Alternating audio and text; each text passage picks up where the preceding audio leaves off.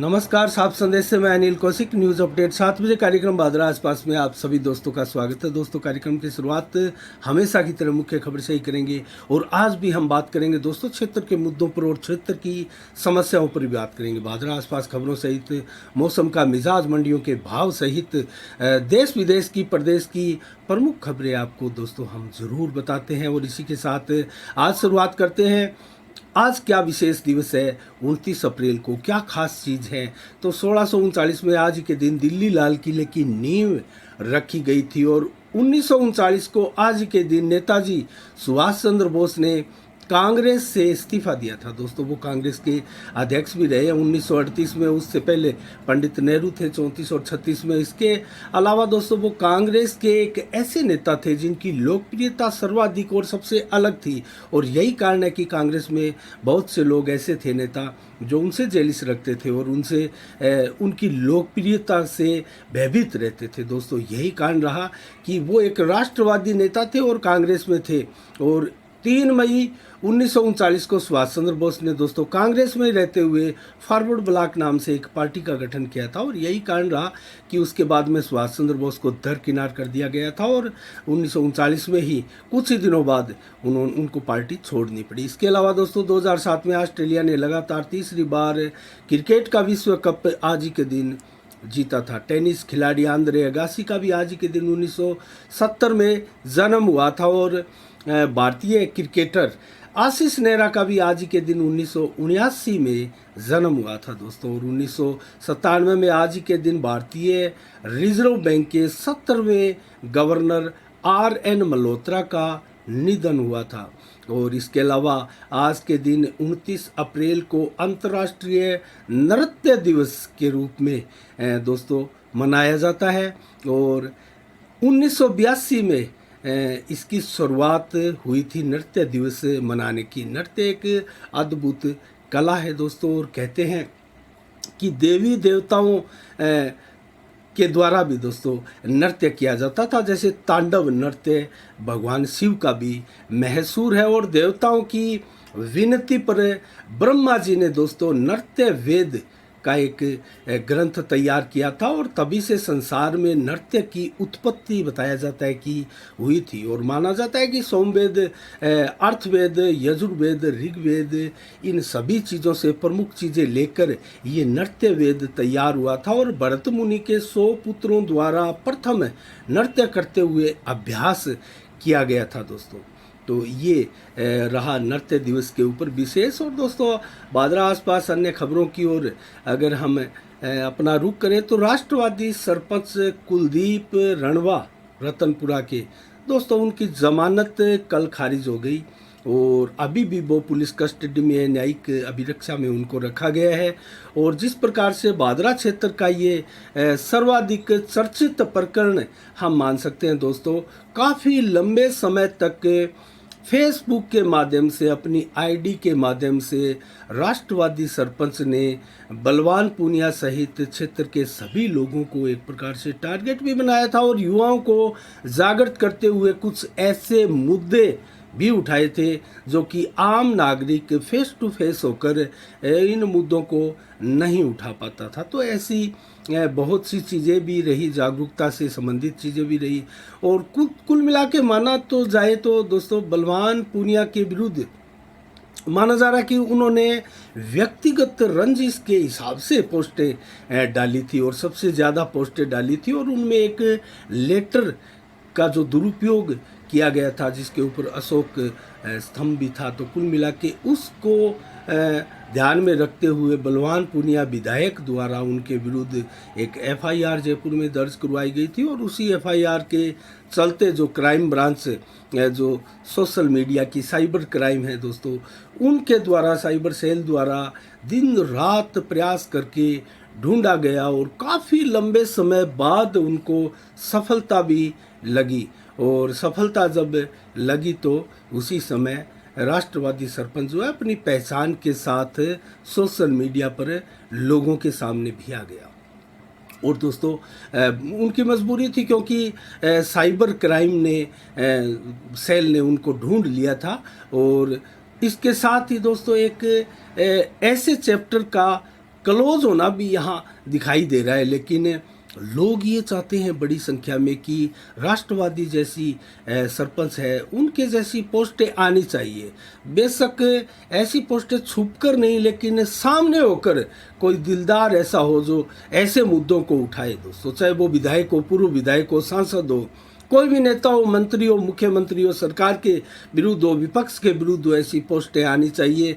और अगर कोई लापरवाही सरकार या विपक्ष या जिस किसी के भी द्वारा की जाती है उनका पर्दाफाश होना चाहिए दोस्तों, और उनके ऊपर मुखरता के साथ कोई लिखने वाला लेखक, कोई कलमकार ऐसा भी होना चाहिए। और उन्होंने राष्ट्रवादी सरपंच ने कुल मिला के एक बहुत अच्छा अभियान चलाया था जिसकी सभी ने प्रशंसा की थी।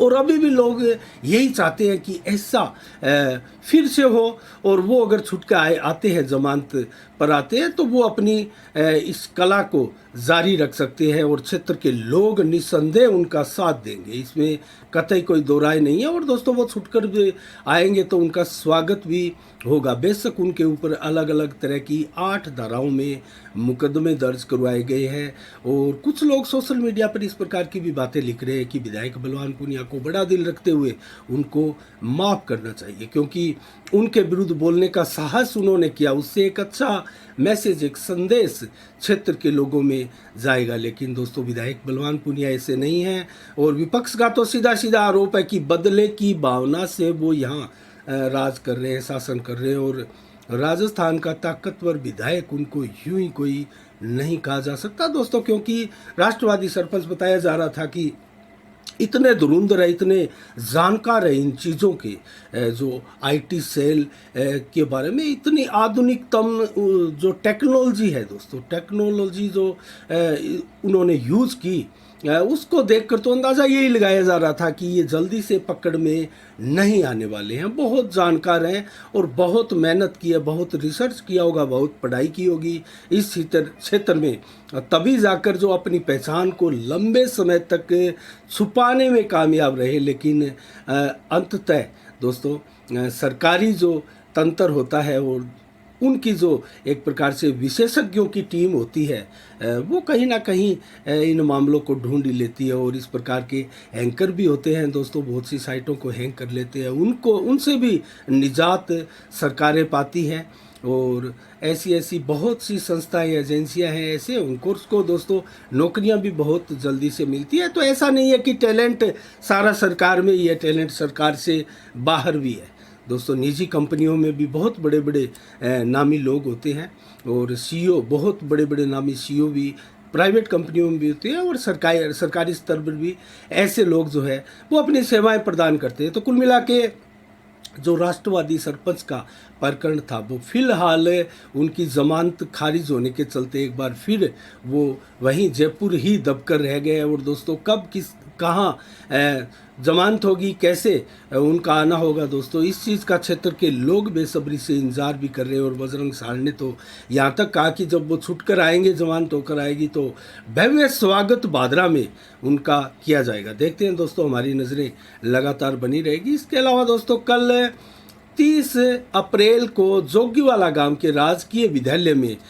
पूर्व विधायक डॉक्टर सुरेश चौधरी व डॉक्टर SP सिंह पूर्व जिला कलेक्टर द्वारा जो राजस्थान जन चेतना मंच के बैनर तले जो शिविर लगाए जा रहे हैं दोस्तों, लोगों को लाभान्वित करने के लिए, वो शिविर होगा। और दोस्तों बड़ी संख्या में छात्र छात्राओं की आंखों के चेकअप भी चल रहे हैं, और दोनों ही चिकित्सक जो है अपनी सेवाएं प्रदान कर रहे हैं, और दोनों ही राजनीतिक चिकित्सक हम मान सकते हैं।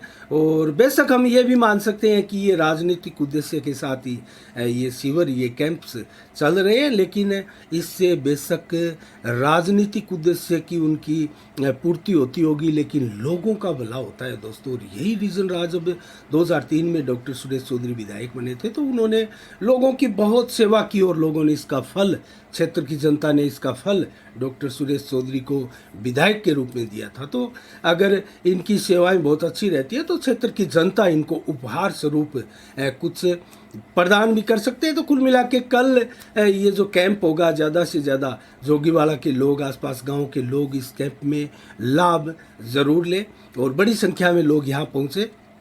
और आगे भी इनका कैंप जो है लगातार राजस्थान जन चेतना मंच के बैनर तले ये जारी रहेगा दोस्तों। बाडी से इसकी शुरुआत हुई थी।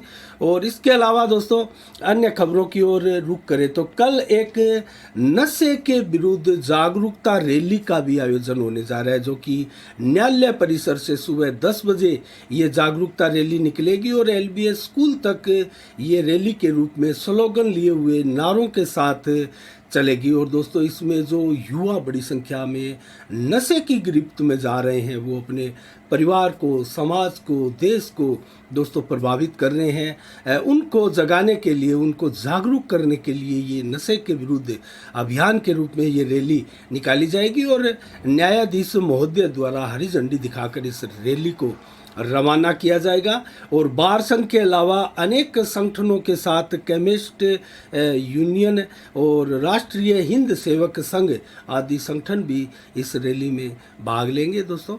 और इसी के साथ आने वाली 2 मई को भादरा में होगा दुर्लभ सत्संग दोस्तों, जो कि 2 से 8 मई तक चलेगा। 7 दिवसीय दुर्लभ सत्संग का आयोजन होने जा रहा है। और इसमें कथावाचक जो होंगे वो स्वामी श्री विजयानंद जी महाराज, जो कि ऋषिकेश के प्रसिद्ध संत है दोस्तों, वो पधारने वाले हैं। तो ये 7 दिवसीय सत्संग का आयोजन होगा। कलश यात्रा के साथ लुहारी वाला अतिथि सदन, जो कि गुड़ मंडी में स्थित है, वहाँ। और दोस्तों इसके आयोजक गोविंद सराफ एवं समस्त सराफ परिवार हैं। और सराफ परिवार द्वारा ये दुर्लभ सत्संग, जो कि पहली बार ऐसा नाम आपने सुना होगा, दुर्लभ सत्संग, और विजयानंद जी महाराज के द्वारा दोस्तों बहुत ही शानदार तरीके से कथा का वाचन करते हैं। और उनके श्रीमुख से इस कथा का वाचन होगा और इस सत्संग का वाचन होगा। तो आप ज़्यादा से ज़्यादा संख्या में लुहारी वाला अतिथि सदन में 2 से 8 मई को पहुँचे। इसके अलावा दोस्तों भादरा बाजार में लगातार पिछले 2-3-4 दिनों से अतिक्रमण को हटाने का अभियान चल रहा है प्रशासन द्वारा दोस्तों। एसडीएम महोदया के नेतृत्व में 2 टीमों का गठन किया गया था। और जो दुकानों के आगे सामान व्यापारीगण अपना रखते हैं, उनको हटाते हुए और इस प्रकार से इस अभियान को अंजाम दिया जा रहा है। और बहुत धीमी गति से अभियान चल रहा है, लेकिन इस अभियान के तहत बहुत से दुकानदारों का, जो कि चेतावनी देने के बावजूद भी अपना सामान जो है सड़कों पर बहुत आगे तक रखते हैं, जो कि आवागमन में बहुत बड़ी मुश्किलें पैदा करते हैं दोस्तों। ऐसे सामानों को जब्त भी करके नगर पालिका ले जाया गया है और उनको चेतावनी भी दी गई है, उनको रसीद भी दी जा रही है उनके जो है पनिशमेंट के रूप में। तो कुल मिला के इस टीम में नायब तहसीलदार और शिव कुमार के अलावा सुनील कुमार स्वास्थ्य निरीक्षक है, जगदीश चंद्र और रविंद्र प्रताप सिंह आदि एसडीएम महोदय के नेतृत्व में ये कार्य जो दोस्तों लगातार चल रहा है और आगे भी इस अभियान के चलते रहने की उम्मीदें हैं। इसके अलावा दोस्तों भादरा में कल से स्वास्थ्य मेला लग रहा है दोस्तों राजकीय चिकित्सालय में। और ये इस स्वास्थ्य मेले में सभी बीमारियों की जांच के लिए विशेषज्ञ उपलब्ध होंगे और दिव्यांगों को प्रमाण पत्र भी इसमें वितरित किए जाएंगे।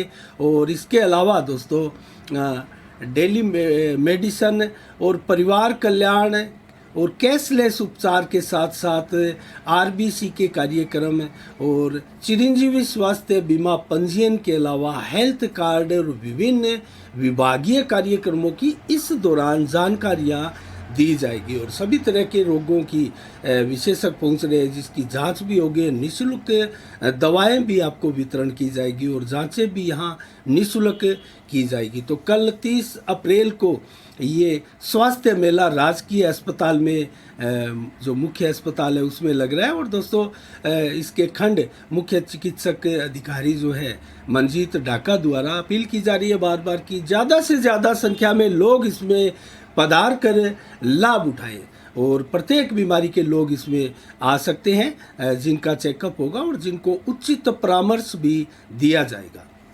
इसके अलावा दोस्तों एसएफआई ने कल छात्र अजीत बेनीवाल का शहादत दिवस मनाया दोस्तों। 28 अप्रैल को, और 2014 को महाराजा अग्रसेन कॉलेज में भी छात्र संघ अध्यक्ष भी रहे अजीत बेनीवाल, और उनका निधन हो गया था। और उसके चित्र पर दोस्तों पुष्प अर्पित कर, माल्य अर्पित कर दोस्तों उनको श्रद्धांजलि दी गई।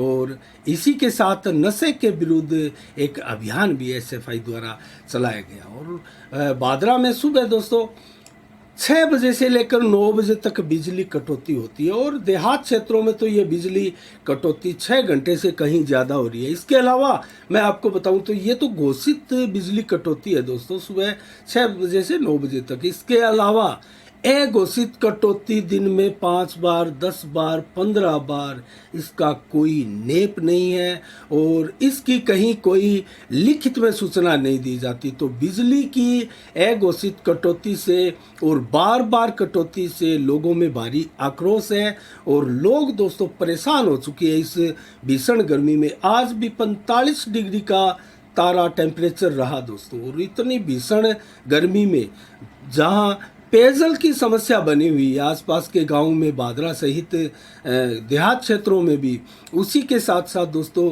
कस्बे में तो गंदे पानी पीने की समस्या भी लगातार सिर उठाए हुए हैं। और अभी भी सीवरेज को लेकर लोगों में संशय है कि ये सीवरेज की योजना भविष्य में कामयाब होगी या बादरा कस्बे के लिए नासूर बनकर उभरेगी। दोस्तों ये बहुत बड़े सवाल है जिन पर लोग अभी भी कयास लगा रहे हैं कि इन सवालों का आगे क्या कौन जवाब देगा, किस प्रकार से ये सवाल सुरसा की तरह मुंह बाकर प्रशासन के सामने खड़े हो जाएंगे और समस्या के रूप में लोगों को परेशानियों का सबब देंगे। तो कुल मिला के दोस्तों नायब तहसीलदार को एसडीएम के नाम एक ज्ञापन आज गौरव सोनी पार्षद वार्ड नंबर 5 ने भी सौंपा, और उस पार्षद में जो ज्ञापन में दोस्तों गौरव सोनी ने लिखा वो इंदिरा क्रेडिट योजना के अंतर्गत जिन मजदूरों को व्यवसाय करने के लिए 50,000 का लोन बगैर ब्याज के दिया जाता है उनको लेकर चीज़ें लिखी गई है दोस्तों कि पात्र लोगों को इसका लाभ नहीं मिल रहा है।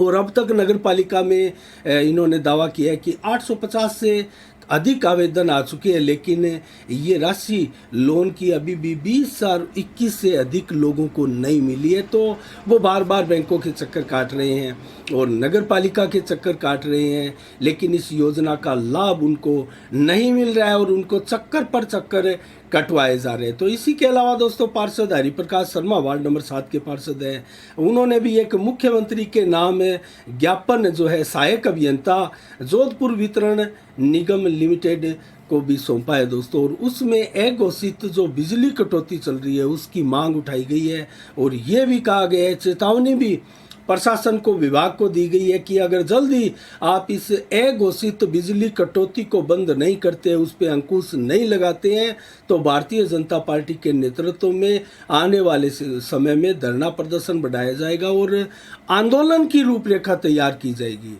तो कुल मिला के दोस्तों क्षेत्र में किस प्रकार की समस्याएं चल रही है, आज एक सुखद तस्वीर उभरी दोस्तों। हालांकि हमारे पड़ोसी कस्बे जो प्रदेश है हरियाणा ने तूड़ी पर से परिवहन पर जो प्रतिबंध लगाया था वो तो नहीं हटाया, लेकिन बड़ी संख्या में आज तूड़ी से लदे ट्रैक्टरों की बादरा में कतार देखी गई, जो कि बेशक यहाँ 800 से 1,000 रुपये प्रति कुंटल तूड़ी अभी भी दोस्तों इतनी महंगी बिक रही है। लेकिन तूड़ी का आना देखकर एक सुखद एहसास इसलिए हुआ कि दोस्तों जो गोवंश है उनके लिए चारे की व्यवस्था बहुत ज़रूरी है। जो बेजुबान ये पशु है, जानवर है, गोवंश है दोस्तों, वो बोलकर आपको नहीं कह सकते कि उनको कितनी भूख लगी है, कितनी ज़ोर से उनको प्यास लगी है, लेकिन उनके लिए चारे की व्यवस्था दोस्तों ये मानवीय एक प्रकार से हमारा फ़र्ज है, कर्तव्य है। और हरियाणा सरकार के मुख्यमंत्री को भी इस मानवीय संवेदनाओं को समझना चाहिए। इन बेजुबानों के लिए एक उदारता का उदाहरण उनको देना चाहिए, और जो रोक लगाई गई है तूड़ी के परिवहन पर वो रोक तत्काल प्रभाव से हटानी चाहिए, और क्षेत्र के लोगों द्वारा बार बार इसको लेकर मांग भी दोस्तों की जा रही है। इसके अलावा दोस्तों बादरा में मेला लगातार जारी है। मेगा ट्रेड की तरफ से जो VDS संस्थान के सामने और बड़ी संख्या में सुबह शाम ने, क्योंकि दोस्तों जिस प्रकार से गर्मी प्रचंड है, दिन भर मेले में कोई नहीं जाता और दिन भर मेले की गतिविधियां एक प्रकार से जाम रहती है, सुनसान मेला दिखाई देता है। लेकिन सुबह 2-3 घंटे और शाम को और देर रात तक जो है मेले में रौनकें ज़रूर दिखाई देती है। तो आपने भी अभी तक अगर मेला नहीं देखा है तो ज़रूर मेले में जाइएगा और अपने बच्चों को भी मेले की सैर अवश्य करवाइएगा। इसी के साथ दोस्तों मंडियों के भाव और मौसम के मिजाज भी हम आपको बताने वाले हैं।